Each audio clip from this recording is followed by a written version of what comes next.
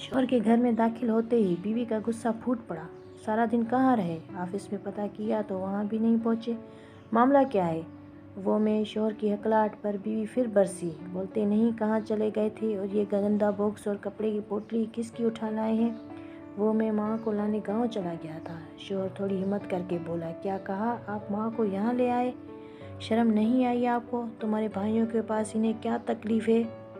उसने पास खड़ी फटे पुराने कपड़ों में मलबूस बीमार और शिकस्ता बीमार बूढ़ी की तरफ देखा तक नहीं। उन्हें मेरे भाइयों के पास नहीं छोड़ा जा सकता।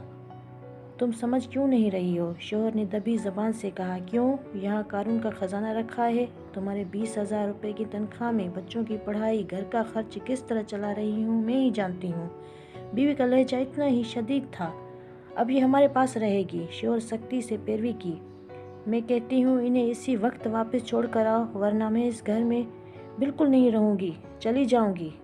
और इन महारानी साहिबा को भी यहाँ आते ज़रा भी शर्म नहीं आई? ये कहते हुए बीवी ने बूढ़ी औरत की तरफ देखा तो पाँव तले ज़मीन ही सरक गई।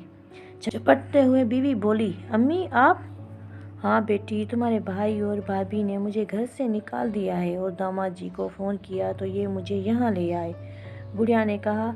तो बीवी ने चहकती नज़रों से शोहर की तरफ देखा और बोली, डार्लिंग आप भी ना बड़े वो हैं, पहले क्यों नहीं बताया कि मेरी अम्मी को लाने गए थे? I love you. काश हमें ये बात समझ आ सके कि माँ तो माँ होती है, क्या मेरी क्या तेरी।